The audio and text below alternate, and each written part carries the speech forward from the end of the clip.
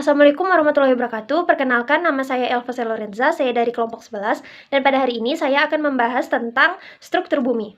Struktur bumi secara garis besar, lapisan yang membentuk planet bumi terbagi menjadi beberapa bagian, yaitu atmosfer dan litosfer. Kemudian, atmosfer merupakan bagian dari planet ini, contohnya udara dan seluruh yang ada di atas permukaan bumi. Atmosfer juga memiliki beberapa lapisan dan setiap lapisan memiliki ketebalan yang bervariasi. Troposfer adalah bagian paling bawah. Atmosfer memiliki ketinggian dari permukaan berkisar 9–17 km di atas khatulistiwa, lebih tinggi daripada di atas daerah kutub. Stratosfer adalah lapisan udara di antara 10–60 km di atas permukaan bumi.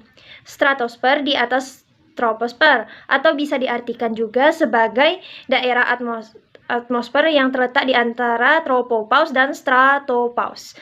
Di dalam daerah ini, makin ke atas suhunya makin tinggi, sekitar negatif 50 derajat Celcius. Mesosfer adalah daerah atmosfer yang terletak antara stratopause dan mesopause. Pada umumnya di daerah ini makin ke atas suhunya makin naik, memiliki ketebalan antara 45–75 km. Selain itu juga memiliki suhu lapisan berkisar dari negatif 140 derajat Celcius. Kemudian ionosfer. Ionosfer adalah lapisan atmosfer pada ketinggian 100 km di atas lapisan troposfer, mengandung ion dan elektron bebas yang dihasilkan oleh radiasi matahari. Selanjutnya ada termosfer. Termosfer adalah bagian dari atmosfer kira-kira 50 mil di atas permukaan bumi sampai angkasa luar dan ditandai dengan suhu udara tinggi terus-menerus. Selanjutnya ada eksosfer. Eksosfer adalah daerah di luar atmosfer, memiliki ketinggian kurang lebih 500 km. Benda-benda yang sangat ringan di ruang ini akan terlempar ke luar angkasa. Eksosfer tidak memiliki tekanan udara. Eksosfer memiliki refleksi dari cahaya matahari yang dipantulkan oleh partikel debu meteoritik. Selanjutnya ada litosfer. Litosfer yang berasal dari bahasa Yunani yaitu litos yang artinya berbatu, sedangkan sfer artinya lapisan. Jadi litosfer dapat kita artikan sebagai lapisan bumi paling luar. Litosfer dibagi menjadi dua, yaitu litosfer atas dan litosfer bawah. Dan litosfer juga terbagi menjadi dua tipe, yaitu litosfer samudra yang berfungsi sebagai penghubung kerak samudra dan memang berasal dari samudra. Litosfer benua yaitu litosfer yang berada di benua. Kemudian, jika kita melihat dari struktur, maka kita menemukan 3 lapisan utama, yaitu kerak bumi atau crust, selanjutnya ada selimut atau mantel, dan inti itu core. Dapat kita bayangkan seperti sebuah telur dengan dilapisi beberapa pelindung untuk menjaga telur tersebut. Hal ini sama dengan bentuk bumi yang memiliki beberapa lapisan untuk menjaga serta melindungi bumi ini. Kerak bumi merupakan lapisan kulit bumi paling luar atau permukaan bumi. Kerak bumi terdiri dari 2 jenis, yaitu kerak benua dan kerak samudra. Lapisan kerak bumi tebalnya mencapai 70 km dan tersusun atas batuan-batuan basah dan masam. Selanjutnya ada selimut bumi atau mantel. Selimut atau selubung bumi merupakan lapisan yang letaknya di bawah lapisan kerak bumi. Sesuai dengan namanya, lapisan ini berfungsi untuk melindungi bagian dalam bumi. Selimut bumi tebalnya mencapai 2.900 km dan merupakan lapisan batuan yang padat yang mengandung silikat dan magnesium. Selimut bumi dibagi menjadi 3 bagian, yaitu litosfer, astenosfer, dan mesosfer. Litosfer merupakan lapisan terluar dari selimut bumi dan tersusun atas materi-materi padat, terutama batuan. Selanjutnya ada astenosfer, merupakan lapisan yang terletak di bawah lapisan litosfer. Lapisan yang tebalnya 100–400 km ini diduga sebagai tempat formasi magma atau magma induk. Mesosfer merupakan yang letak di bawah astenosfer. Lapisan ini tebalnya 2.400 sampai 2.700 km dan tersusun dari campuran basa dan besi. Yang terakhir yaitu inti bumi atau core. Di pusat bumi terdapat inti yang berkedalaman 2.900 sampai 6.371 km. Terbagi menjadi dua macam, yaitu inti luar dan inti dalam. Inti luar berupa zat cair yang memiliki kedalaman 2.900 sampai 5.100 km dan inti dalam berupa zat padat yang berkedalaman 5.100 sampai 6.371 km. Inti luar dan inti dalam dapat dipisahkan oleh Lehman discontinuity. Dari data geofisika, material inti bumi memiliki berat jenis yang sama dengan berat jenis meteoroid logam yang terdiri dari besi dan nikel. Atas dasar ini, para ahli percaya bahwa inti bumi tersusun oleh senyawa besi dan nikel. Dan dapat diketahui bahwa inti bumi merupakan lapisan paling dalam dari struktur bumi.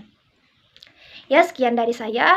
Wabillahi taufiq wal hidayah. Wassalamualaikum warahmatullahi wabarakatuh. Baiklah, terima kasih atas waktu yang telah diberikan kepada saya. Selanjutnya saya akan melanjutkan presentasi dari Elva Sari Lorenza yang telah menjelaskan dari slide 2 sampai slide 6. Selanjutnya saya akan menjelaskan materi dari slide 7 sampai slide 9, yang mana slide 7 adalah struktur internal bumi, yang kedua adalah unsur pembentuk atau unsur penyusun kulit bumi, dan yang terakhir adalah batuan-batuan penyusun litosfer. Oke, saya akan mulai dari slide 7, struktur bumi. Oke, seperti yang kita tahu, lapisan bumi terdiri dari 4 lapisan konsentris. Yang pertama adalah kerak bumi atau crust, yang kedua adalah mantel bumi, yang ketiga inti luar atau outer core, dan yang terakhir adalah inti dalam atau inner core. Kerak bumi sendiri ketebalannya antara 0 sampai 70 km, yang mana kerak bumi ini tersusun dari dua lapisan, yaitu lapisan kerak benua dan lapisan kerak samudra. Kerak samudra sendiri memiliki lapisan setebal 5 sampai 10 km, dan kerak benua sendiri tersusun dari lapisan antara 20 sampai 40 km, yang mana lapisan ini bisa mencapai 70 km jika di barisan pegunungan.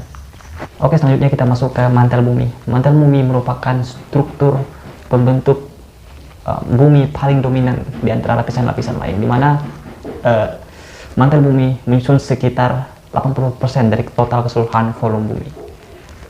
Luas atau ketebalan daripada mantel bumi ini berkisar antara 2000 sampai 2900 km, yang mana komponen utama penyusunnya adalah magma cair panas. Di dalam mantel bumi ini sendiri tersusun menjadi beberapa bagian, yaitu upper dan lower mantle, yang mana ini dibedakan antara beberapa kilometer, yang mana upper mantle tersusun dari 50 sampai 100 km dan lower mantle tersusun antara 100 sampai 2900 km. Oke, selanjutnya kita masuk ke inti bumi. Inti bumi merupakan lapisan terdalam dari struktur penyusun bumi. Dia mengambil 19% dari keseluruhan volume bumi. Komponen utama penyusunnya diperkirakan hanyalah logam dan besi panas cair yang suhunya berkisar antara 4000 sampai 8000 derajat Celcius. Ini membuat inti bumi panasnya melebihi dari permukaan matahari. Oke, selanjutnya kita masuk ke unsur penyusun kulit bumi. Di sini unsur penyusun kulit bumi dibedakan menjadi oksigen, silikon, aluminium, iron, kalsium, sodium, potasium, dan beberapa elemen lainnya. Ini merupakan elemen-elemen yang sangat esensial atau berguna sekali untuk menunjang kehidupan di bumi, terutama oksigen yang kita gunakan untuk bernapas, dan silikon, aluminium, potasium maupun kalsium banyak digunakan untuk kebutuhan industri, bahkan merupakan salah satu penunjang daripada tubuh kita sehingga kita bisa bertahan hidup. Oke, selanjutnya kita masuk ke slide terakhir, yaitu batuan-batuan penyusun litosfer. Ini dibedakan menjadi 3, yaitu yang pertama batuan beku, yang kedua batuan sedimen, dan yang ketiga batuan metamorf. Batuan beku sendiri disusun oleh 3 komponen, yaitu batuan tubir atau batu dalam, yang kedua adalah batuan krok, dan yang ketiga adalah batuan evulsif atau batuan luar, yang mana ketiga komponen ini menyusun dengan kuat atau menyusun secara rapi di batuan beku. Yang kedua adalah batuan sedimen. Batuan sedimen ini tersusun menjadi tiga komponen. Yang pertama adalah klastis, yang kedua organis, dan yang ketiga chemis. Tiga batuan ini merupakan komponen utama penyusun batuan sedimen. Yang terakhir adalah batuan metamorf. Batuan metamorf juga dibedakan menjadi tiga komponen. Yang pertama adalah thermal, yang kedua dynamo, dan yang ketiga adalah neomatolitis. Seperti yang kita tahu, batuan metamorf ini merupakan penyusun daripada cairan magma yang sangat panas di bawah Gunung Merapi. Karena kita bisa menemukan neomatolitis merupakan penyusun utama daripada batuan metamorf ini. Dan ketika letusan Gunung Merapi, batuan metamorf ini akan keluar dibawa oleh material panas magma yang dihemburkan oleh Gunung Merapi. Oke, mungkin sekian dulu penjelasan dari saya. Terima kasih bagi yang telah menyimak video ini sampai habis.